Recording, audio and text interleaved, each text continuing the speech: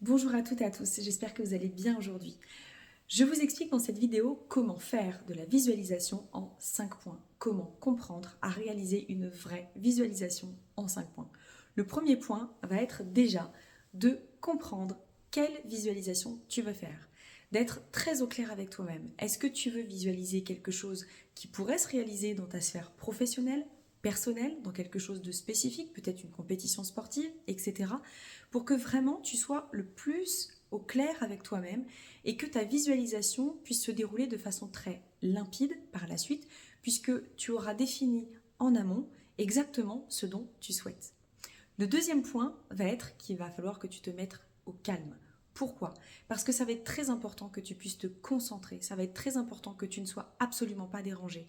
Parce que imagine-toi, tu es en train de visualiser quelque chose d'assez important dans un endroit peut-être calme, j'en sais rien, un voyage, un truc comme ça, et tu as tes marmots qui piaillent à côté, ça va être un peu dérangeant et du coup tu vas visualiser quelque chose qui va pas correspondre complètement à ton souhait. Tu vois ce que je veux dire? Donc ça va être très important de te mettre au calme, tranquille.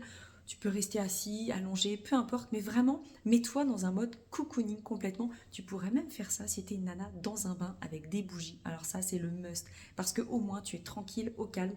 Tu es vraiment dans un instant de détente où tu prends soin de toi. Et donc la visualisation peut servir grandement à ce moment-là. Le troisième point, ça va être bien sûr la relaxation et la respiration. On ne peut pas faire de visualisation, en tout cas correctement, mais ça n'engage que moi dans ce que je dis, si on n'a pas posé son corps, si on n'a pas posé son mental, si on n'a pas posé sa respiration. Donc ça va être très important de prendre pendant peut-être 1 minute ou 2 quelques grandes inspirations.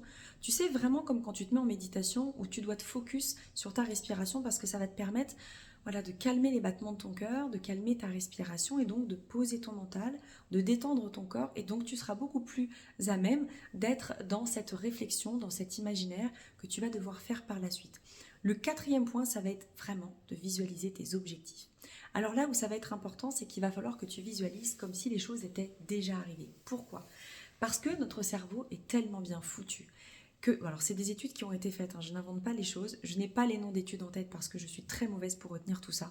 Néanmoins, je l'ai étudié pendant un petit bout de temps quand même, que quand ton cerveau s'imagine faire quelque chose, s'illumine à l'intérieur de notre cerveau donc exactement les mêmes cellules, les mêmes endroits que quand on le fait vraiment.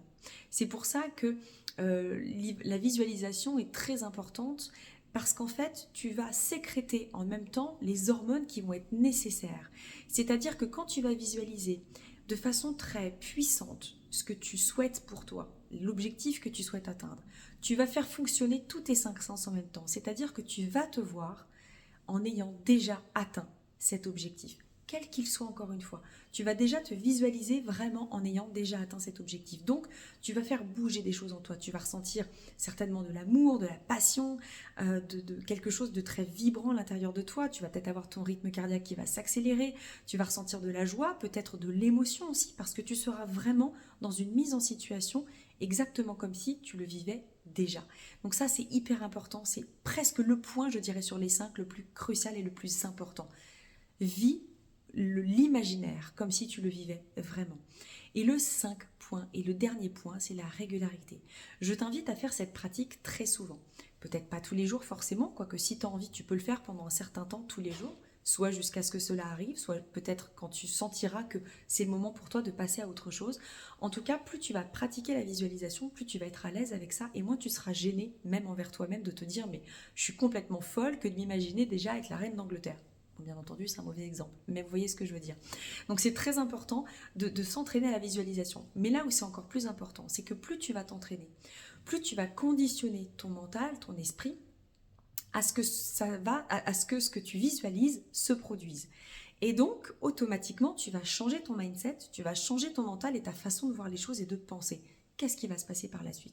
Eh bien, tu vas commencer à poser des actions, tu vas commencer à avancer pas à pas. Tu ne vas pas rester simplement dans ton canapé à visualiser en mangeant des pop-corn en attendant que les choses se passent. Non, tu vas mettre des actions en place pour que la réalité arrive à toi. Donc vraiment, c'est très très important que d'avoir cette notion de visualisation en ayant en parallèle cette notion de passage à l'action. Voilà, c'était très important pour moi de te passer les 5 éléments concrets de visualisation pour une vie bien plus concrète et bien meilleure. Je te dis à très bientôt. Ciao!